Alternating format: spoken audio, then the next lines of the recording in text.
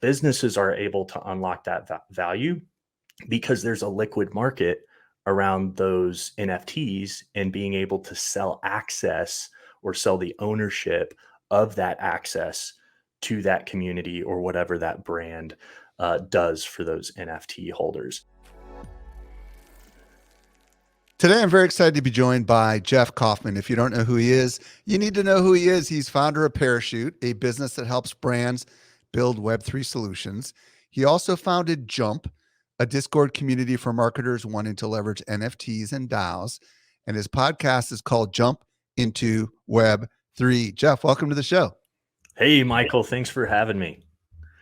So, Jeff, what we're going to talk about today is how to explore how and why NFTs are like creating your very own social network. I'm super excited to talk through this because I believe that there's a lot of people out there that are from the social media marketing world, like you used to be part of, and obviously I'm part of, and they're trying to wrap their head around how do we use NFTs and is there a social component to it?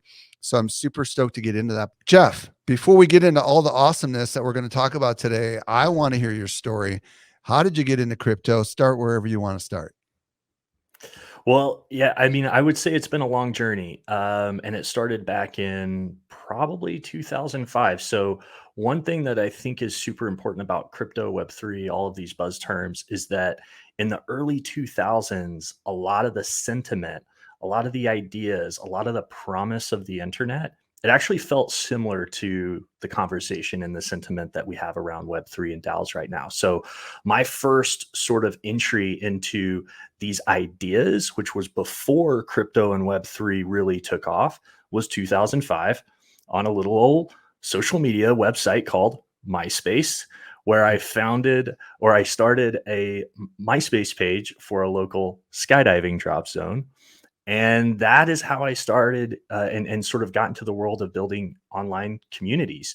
I spent then 15 years in Web 2 and social. And something happened along that journey, which was all of the promise of remove the intermediaries, remove the middlemen, build true online communities, allow people to connect all over the world around the passions that they care about. All of that got replaced by big walled gardens and algorithmic news feeds that tried to predict all of the things, but you can't replace that human connection. And so, as I spent the last 15 years building and working in Web 2, um, I was always roughly aware in sort of the exterior of Bitcoin and crypto and Ethereum. But as a marketer and as a brand builder, it didn't quite feel like a space I could play in. But I was fascinated with the culture. Who are these people that just were so passionate about these ideas? And then around 2020, I came across the term NFTs and social tokens, and we'll talk a lot about NFTs today. But when I came across those terms in early 2020, the light bulb finally went off that the internet's about to hit a new phase and it's about to be reborn. And the culture side and the community side and the creative side of crypto is coming to the internet. So I would imagine it must have been around the pandemic when you probably started getting into NFTs. So I want to hear a little bit more of your story because there's obviously a lot more. Tell us about how you eventually decided to build this community and all this stuff. Tell us that whole story. Absolutely. So, one thing I will start with is my journey into NFTs and Web3 did not start with Web3 and NFTs and all of those terms. I really started with an open mind of what's next and what's going to be the absolute most disruptive thing that I could possibly find. And the reason I think it's really important why I had those thoughts. It wasn't because I want to chase the next big thing. I was pretty unhappy with where the big social platforms had landed.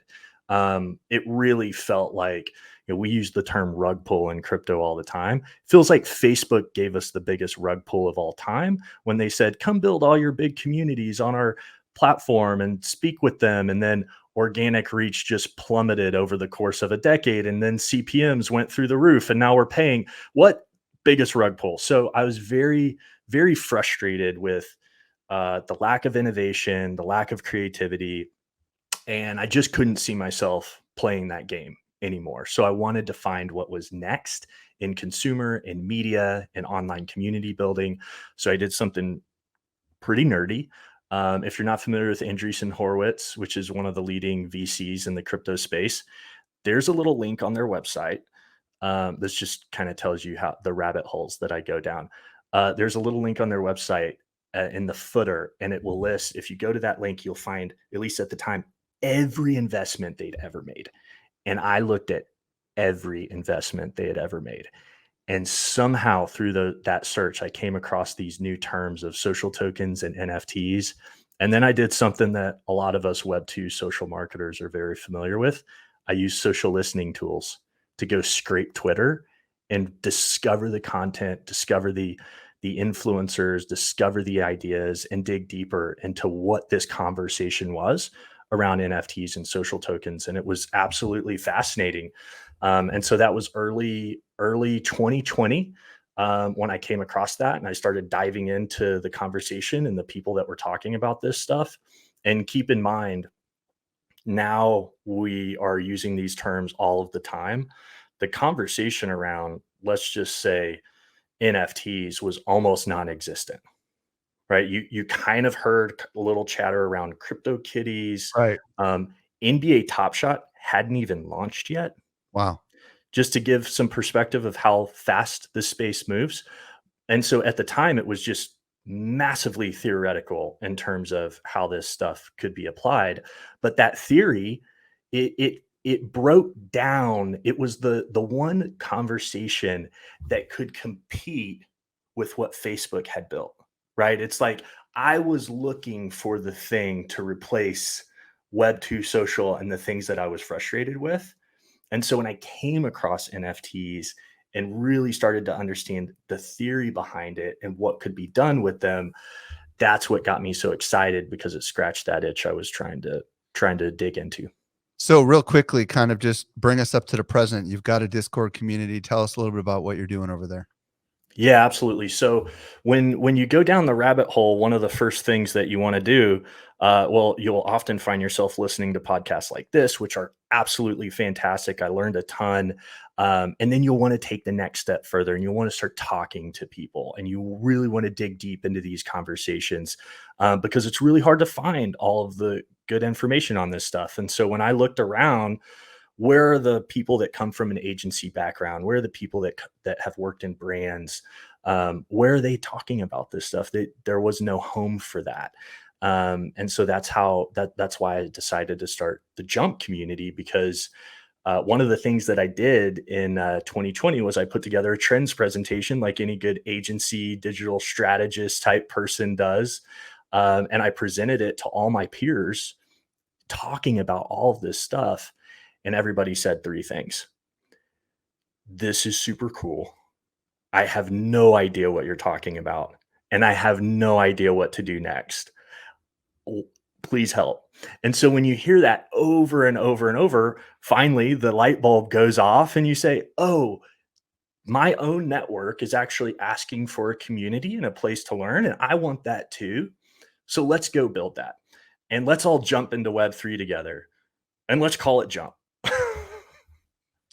Well, I love the connection because obviously you got the skydiving background, which obviously makes the whole connection to the jump thing.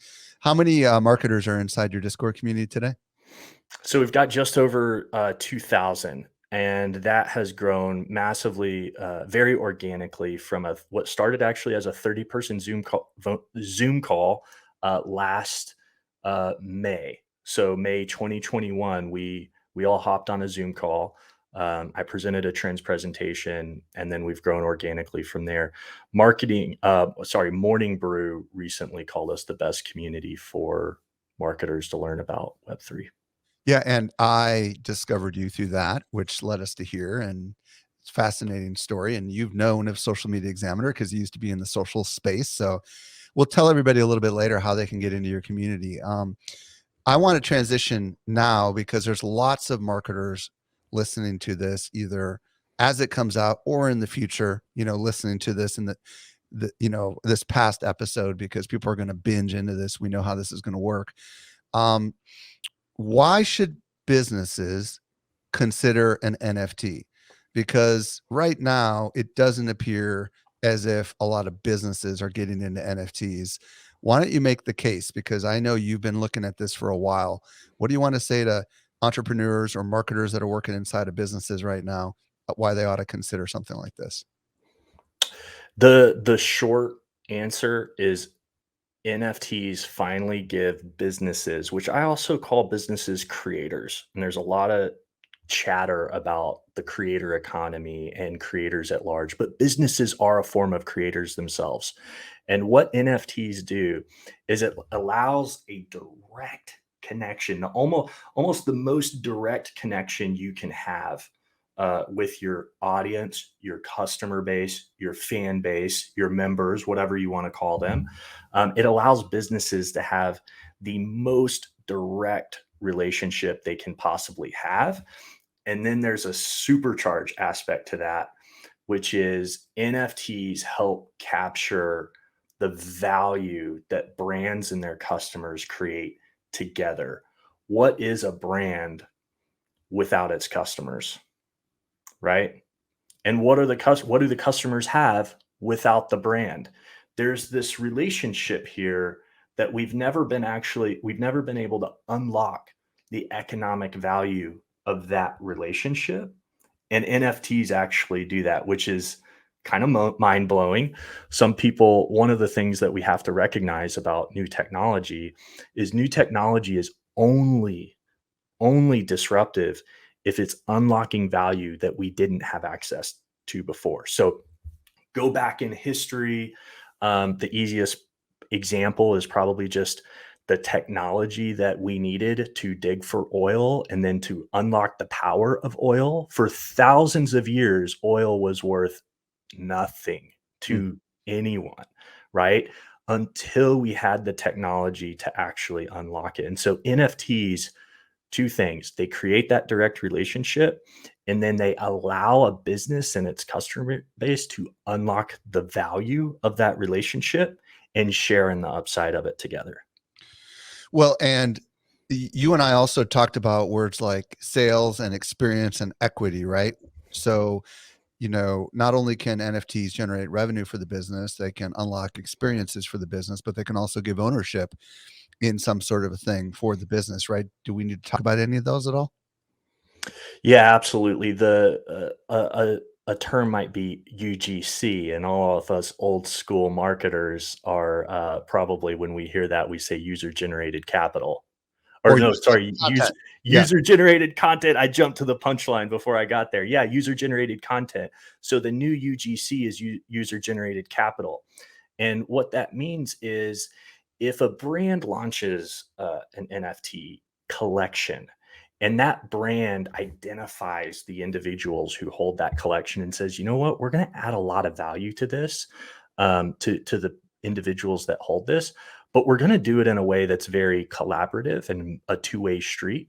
And so those holders, if you will, or hodlers, as we say in web in crypto, if they're able to participate in a very autonomous fashion, with the brand or the creator, then user generated capital is unlocked, meaning the value of being in that community actually gets represented in the price of those NFTs.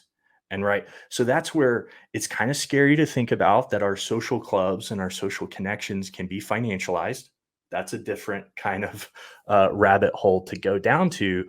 But we've always known that being in certain communities and being a part of certain social clubs can have value based off of the connections, the content, the access, the tools. And so businesses are able to unlock that value because there's a liquid market around those NFTs, and being able to sell access or sell the ownership of that access to that community or whatever that brand does for those NFT holders. And so the market basically discovers the price, and the brand and their customers unlock the social capital behind it. I've done a lot of interviews on this show, and one of the things that I'm beginning to understand, which I think many businesses might find valuable, is that normally when we develop a product or a service, it's got if it's a service, it's got a beginning, a middle, and an end. If it's a product, it's something you receive and you might use and then be done with it, like a conference experience. But what's unique about NFTs is the possibility that the value can go up or the value can go down, right? So what I'm Mhm, seeing is that a lot of people are treating non-fungible tokens, consumers are, as investment opportunities. And that isn't how we think about things normally when we buy. Like if we buy a car, generally speaking, it's a depreciating asset, right? The moment we drive it off the lot, it's not worth as much as it is unless it's a very special exclusive car, right? And that's the way it is when we buy lunch at our favorite restaurant. It's consumed and it's done, right? So in this particular case, NFTs can have utilitarian value that unlocks things downstream, and therefore people want to hold them, they want to trade them, and the value goes up. And because there is this secondary market aspect to NFTs, the business can benefit from the resale of the NFT. You can't benefit from the resale of the car. It's completely mhm, beyond your control, right? So it opens up new business models. It also creates raving fans who, if the value of the NFTs go up, they're going to hold them, like you said, and they're going to be proud and they're going to share. And it also unlocks marketing. So many of these people that buy into these collections, if you will, let everyone else know how excited they are about the collection because they love it, but also because they want the value to go up. It unlocks natural organic marketing, right? So it's just fascinating. Um, I want to talk about the social side of it because you kind of talked earlier about how you felt like the rug pull. And for those that don't understand what rug pull is, you can imagine standing on a rug and having it pulled out from underneath you, right? So that's the concept, right? Rug pull in the crypto world means that someone essentially took the money and ran, right? And they didn't deliver on the promise. So in the world, and you could argue that's happened with social a little bit, right? Um, a lot bit actually from the organic side of things. So you were in that social world. Now you're in the Web3 world. So talk to us about how in the world an NFT can kind of substitute or maybe fulfill some of the original promises of social. What are your thoughts on that? absolutely. So, first, I'll say one of the mental models that I've developed after being in the space full time for a year and being deep in it for 2 years is NFTs are a lot of things. And so it's not fair to pin them in under one definition. But one thing that NFTs certainly are is a social graph. And what is a social graph? It's a data layer. It's the data points of people connected. So, Michael, if you and I are both fans of generative art and we both collect an art piece from an artist, we are connected on that artist's social graph. And we're connected because all of these NFTs sit on a ledger, which is basically a database. And so when we think of Ethereum, Ethereum is one of the things it is an open database. And all of these NFTs sit on these databases. And if these NFTs represent some sort of cultural value, or represent some sort of cultural access or social access, then the people that hold them represent the social graph. And what's the reason that's a hard concept right now is because it's really hard to unlock the communication layer of people who hold those NFTs. So again, if using the generative art example, if you and I hold the same NFT, how do we know we hold the same NFT? How do we have a conversation, both being fans of this artist and maybe a very specific collection? How can we have that conversation? So, the best example of how that's being brought to life today is through these token gated Discord communities where individuals who hold an NFT can go connect their wallet to a Discord.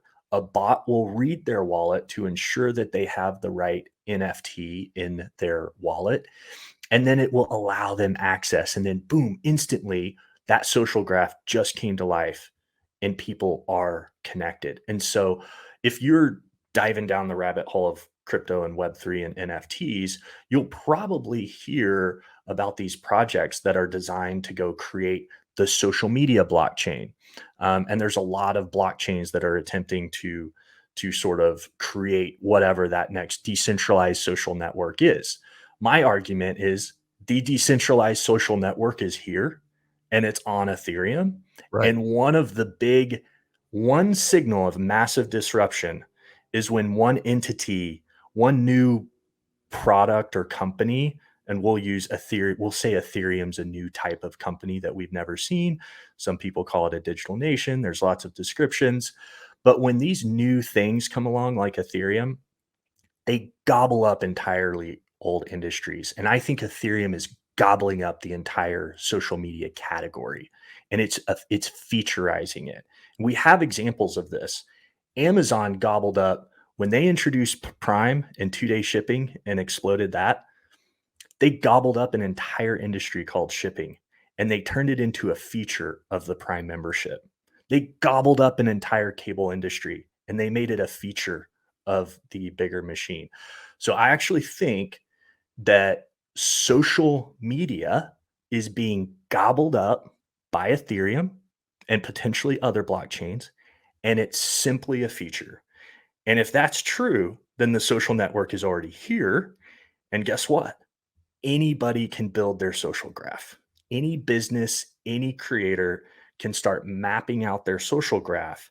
And what we'll see over the next coming years is the technology, the UX, the user experience, and the UI layer to unlock that social graph and to bring people together. Okay, this is kind of an interesting concept. So there are right now, Discord community seems to be the main place where a lot of this activity is happening. The good news for those of us that don't like Discord, because it is a little, to be honest with you, feels a step backwards, because really all it is like a chat room, right? I mean, with a bunch of Yep. rules in it, and it's not very organized. The good news is there are a lot of new technologies. Some of these people I'm going to be getting on my show in the future. There are people that are essentially creating versions of Reddit and versions of all these other things, but the concept is the same. You use your wallet ID, your crypto wallet, you connect your wallet to this technology. It checks to make sure that the NFT or NFTs are in your wallet, and then it lets you in. So at a conceptual level, that's really what's going on here, is that the NFT is the pass phrase or whatever to get through the secret door, right? And once you Yep. get in, then you can become part of the community. And from a social perspective, I think a lot of people are having a difficult time wrapping their head around, like, how is that the same as social? You know what I mean? Because like right now with social, we think of Facebook as the behemoth, or we think of Instagram, or we think of TikTok. So when you say create your own social, if you will, with NFTs, like, what practically does that really mean today? Yeah, absolutely. So, practically, the way you have to execute it is you have to use Discord, and like you said, Discord is not the best UX and UI layer, so it's not necessarily going to be a great fit for all types of communities. But that doesn't mean that you can't start putting NFTs into the hands of your customers and start to go down that path. And so, the key point that you mentioned that I want to sort of double down on is the new internet, the decentralized internet. Username and password is going to become less and less common. So you don't need a bunch of passwords to log in. And so what does that mean? Why don't you? Because all your information is stored in your wallet. So we are getting this sort of one click unlock, move into a DApp, and then instantly be connected with other people in your social graph based off of the NFTs that they hold. And if those new dApps and those new websites have chat functionality, social sharing functionality, they can surface all of this content, and essentially they're only responsible for the UX layer, right? Because Ethereum is handling the database. So it's almost like if Facebook truly said, there's no more centralized Facebook, but the data, everybody's individual profile anyone, any business, any entrepreneur can build an experience on top of the Facebook database, and then everybody's free to move in and out of those experiences and be connected with their communities. And so how that is very different than the Web 2 world is, and this is another sort of soundbite that I think is a helpful mental model. In Web 2, we built communities on platforms. In Web 3, communities are the platform, meaning once you've built a robust community that all shares a token, then you can build any experiential layer on top of that that they can access. I think that's really important. And, for those that are struggling with digital wallets, if you're an iPhone user and you have the wallet app from Apple, you kind of understand what it's like to have your ticket to your movie or your plane ticket in the app, right? In the wallet app, right? All you got to do is open up the wallet app and show the QR code to the security dude and you get through, right? It's the same concept metaphorically, right? Same concept metaphorically. You'll have a digital wallet that will contain all the things that are important to you, which in this case would be NFTs. And the NFTs are not any different than kind of metaphorically the barcode you show for your flight ticket as you go through your security checkpoint, right? The technology on which you build this today, it's Discord. Tomorrow, it might be something completely different. It kind of doesn't matter, right? Because you could technically port your community from one platform to another platform because the key to the whole thing is the NFT. And this is the other part of it. Today, Jeff owns the NFT, and tomorrow he sells it to me. I own the NFT. Guess what? Jeff's no longer a member of that community anymore. Now I am, right? And you as the owner of the community don't need to worry about that. There isn't a form you have to fill out to transfer membership. It's just all handled by the chain, right? Which I think is absolutely fascinating. So this means now in the future, we're just simply going to show that we have whatever we purchase, which is the NFT, and the business models are plentiful. Now, I want to talk about like if we are going to create NFTs for our business, what are the things we need to be thinking about? Because I know you and I talked about some things that we really need to ponder if we're going to do something like this. Yeah, yeah, absolutely. So one thing is to recognize the business model of an NFT first, which is there's two opportunities for the business itself to capture value. And if it captures value and uses those resources appropriately and in the right ways, then it can transfer some value back to its community as well as continue to capture value long term. So the first way that a business captures value is when they sell the initial NFT, right? So, number one, there's a capital inflow into your treasury, which is a wallet, because that's where the funds are going to go.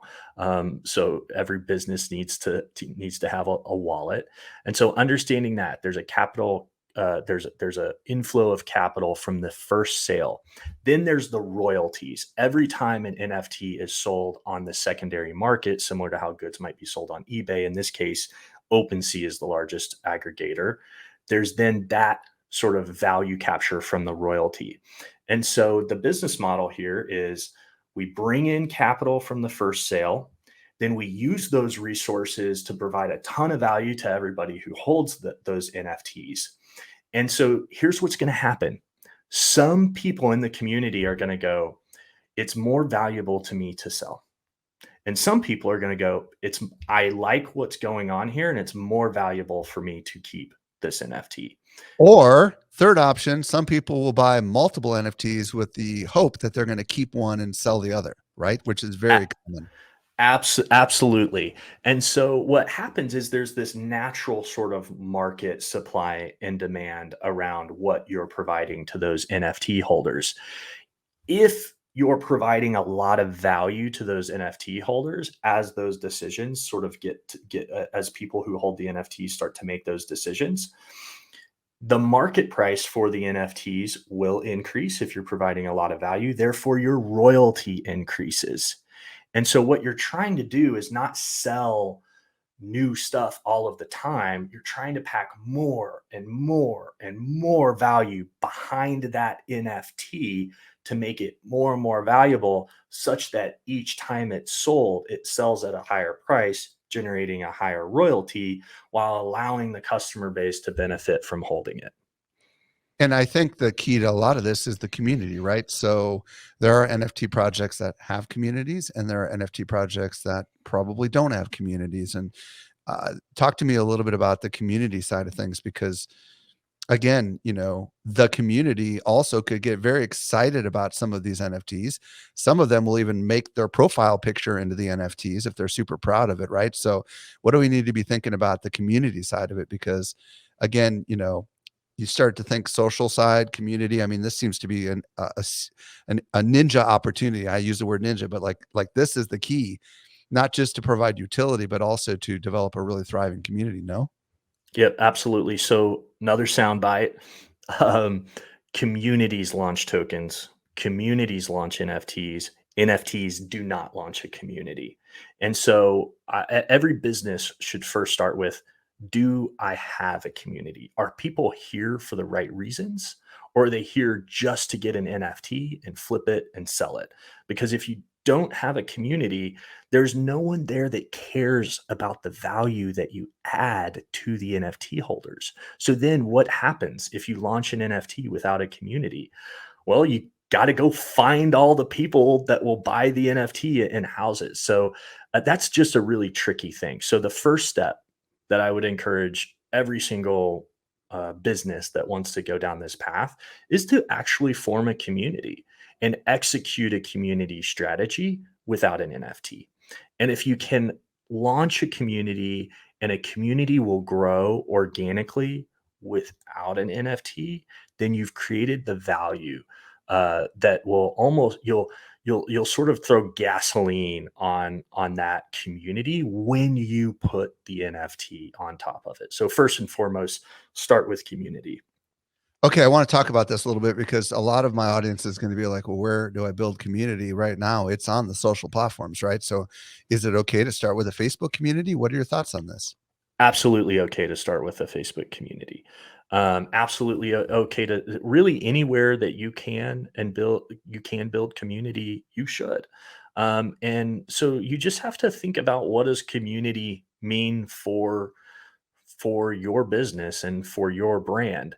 And then you have to understand, how do you deliver the value that you're going to create for those NFT holders, right? And so, in some sense, that's Discord, but you can have token gated websites. So if your brand is better at delivering value just from a website, then you can token gate an entire website. You can token gate certain articles. You can token gate any URL. You can token gate a Zoom call. So you just have to imagine that there's all sorts of ways to token gate digital experiences. But one thing that is coming really fast is token gated in real life experiences. You talked about the Apple Wallet. There are already crypto or NFT projects. Jump will be doing this as well, which is that NFT represents ownership, but then a Apple card can be generated in your Apple Wallet to represent ownership, right? The card in your Apple Wallet isn't the NFT itself. It's almost like a Web two representation of the NFT. But once that card is in your Apple Wallet, you could show up at a concert, you could show up at an event, and you could show that card just like you show your airline ticket and it gets scanned with a QR code. You can show up at an in real life event. So I expect concert tickets to be sold as NFTs and held within Apple wallets in the future. But So they're any literally, oh, so Apple's actually opening up some interfaces to allow you to somehow show your NFT inside your Apple Wallet. Is that coming? Is that what I'm hearing you say? So this is just tech that already exists, and if you Oh, want to, yeah, this is the first brand to do it. It's a brand called Pool Suite. One word, Pool Suite. And so their NFT is live on OpenSea. You can buy it. You can go to the Pool Suite website connect your wallet, and then you can import the Pull Suite card into your Apple Wallet, which will then have a QR code on it, which is probably going to get you into IRL experiences, in real life experiences down the line. And so the tech is just there. It's just we're just now seeing the creativity of technologists connecting the dots between this stuff. Is there a Google Wallet equivalent to Apple for all those Android users that are out there? Are you aware of such a thing? I'm not aware if that's possible, but my gut says that Android is considered more of an open platform than iOS. So I would be shocked if it couldn't be executed there as well. Yeah, and I would imagine there's probably a way to get it delivered via text message or something like that, and whole I don't know, who knows, but fascinating. Back to the community side of things, specifically with Discord. 'Cause I know this is an area where you've got a lot of experience, and you've developed a, like you mentioned, a 2,000 person community. Talk a little bit about roles and responsibilities, and what we need to be thinking about, because this isn't just like creating a Facebook group and just expecting everybody to just go in and like actually figure out what in the world to do, right? Like, just like with Facebook groups, if you don't properly manage them, they can kind of fall apart. So, you know, do the owners of NFTs typically take on special roles and responsibilities inside of Discord groups, or how does that work exactly? Absolutely. The creators of NFT projects typically find the most success if they create this space where they can engage directly with their fans or their customers. And so it's extremely important, especially in the early stages. The more mature a project is, the more that a community gels together, the less the creator needs to get involved and be in the center. And so I would advise anyone that's launching a Discord community that they really the reason a lot of people are there and the reason they'll stick is because the creator or the founder is a part of the community and they're present and people have never had that type of access. But then from there, the creator and the founders and the owners of the businesses, the challenge from there or the opportunity is how do you empower the community members that are really leaning in? And this is where Web3 turn and NFTs turn things on its head. In Web2, when we built a large Facebook community, there was no sense of ownership, right? But once an NFT is created and once individuals hold that NFT and they are now owners in the community, amazing things start to happen, which means you have, and this is when Discord starts to feel really good, is when there's hundreds or thousands of people that have a sense of ownership and a sense of pride, and they self moderate and they self manage. But it's a lot of work to get it going. It's a lot of creativity to get it going. But you'll see that transition start to happen in real time, and you'll see people step up in a Web3 community like you've never seen them step up in a Web2 community. Not that we don't have great examples of leaders in Web2 communities. Reddit was fundamentally built off of great leaders, but that took a lot of time and it took a lot of work. And we're seeing that happen hundreds of times a day across thousands of communities because of the ownership layer that NFTs provide. What are some practical things that listeners who want to start an NFT project for their business can do now? Because obviously, the last thing anybody wants to do is not be successful with their project, right? There's probably a couple of things we ought to be looking at, or exploring. Where should we go to kind of see how these things actually work? Any thoughts? Yeah, yeah. The I would say let's use the word drumbeat. What's the drumbeat in your community? What's the thing that is just sort of this constant where everybody can kind of rally around? So we'll use Jump as an example. We have a Thursday member roundtable where every Thursday for the last 8 months we get together and we hear someone share their story.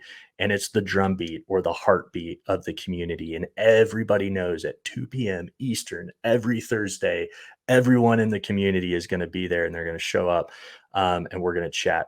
And we've layered on other heartbeats or other drum beats into our community. And so That's the first tactical thing that I would start to encourage. The other is, how do you humanize the experience?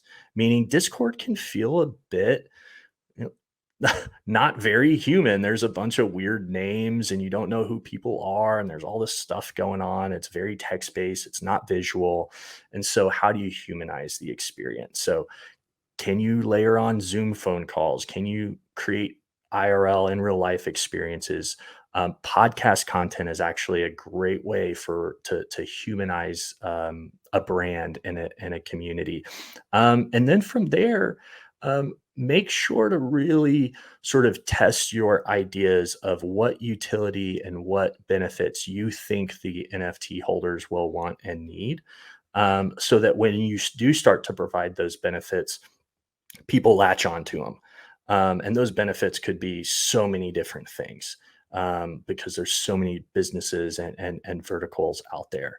But understanding what those benefits and that utility and that value will be, and sort of testing that. And again, you can test this utility and this value without an NFT to see if you're getting a little traction with it. And then from there, proceed. Just know when you launch an NFT onto a blockchain, that creative asset is done. It's permanent. So think really hard about what that creative asset is going to be. I'll just use Jump as an example. Our tagline is Jump into Web3. We're not going to put Jump into Web3 on the NFT, because you can imagine in 10 years, what if we had been a Web 2 group and we said jump into Web 2 in 2010, and now we're in 2022? That into Web 2 part doesn't sound as fun. So strategically, that's a great move for us to not include that in our creative asset. And so you really want to think about, this is not a campaign. Marketers and business people think a lot in terms of campaigns and seasonality. This is an asset that's going to live forever, that's going to represent a part of your brand's history. And imagine 10 years from now, looking at whatever NFT that you create, imagine what that says. Imagine the story that it leads up to 10 years later, and try to map back what that looks like. And then if you do that well, I think you'll have a good creative asset that will resonate for a long time, and hopefully build into a longer narrative that unfolds over the course of, you know 5, 10, several decades. Tell everyone, first of all, what your plans are with your NFT, because I believe you're planning to launch something here soon, right? And also where they can join your community and how they can join your community, if you wouldn't mind. Yep, absolutely. So, as far as Jump's NFT, depending on when this gets published and put out into the world, we may or may not have an NFT live. But at some point, the Jump community needs a token. That's been the promise from day one. As a community of marketers and brand builders, we want to explore Web3 and experience it ourselves before we go build the consumer facing experiences. And so, in order for us to experience Web3 as a community ourselves, we have to have a token. So when the timing is right for that token, we in that NFT, we will roll that out to the community. And so I'm very much practicing what I preach about: start with community, start with the right reasons, and then when the community is strong and you've got the right foundation, then layer on the NFT. As far as learning more about Jump, join jump.community. That is our URL and domain name. We ask that everybody fill out an application to request access to the community. Usually takes 1 to 2 weeks, but we're very thoughtful and very intentional in terms of building our community. So we do have that application process. And as of today, it's a free community. There isn't any requirement to purchase anything to get into that community as of this recording, right? Absolutely, and there will always be elements of the community that are free. We do believe that Jump can be have aspects of the community that are accessible by anybody that wants to learn about the intersection of crypto and then Web3, and then those that choose to lean in harder by through participation or owning an NFT or anything like that. There's sort of layers of the community that will be unlocked for those individuals. Tell everybody that URL again. And also, folks, he has a great newsletter, which I think is part of the benefits of the community that you send out, which is a nice amalgamation of news that's going on, NFT related news with businesses and brands. So tell where to go to sign up again, and then also let them know where to follow you on the socials. Absolutely. So that URL is joinjump.community. And then I'm at Jeff Kaufman Jr. On Twitter. All right, Jeff Kaufman, thank you so much for answering all my questions. And folks, I really do encourage you to go check out joinjump.community because there are a lot of marketers in there. It's the biggest community that I've ever seen that's just dedicated to marketers.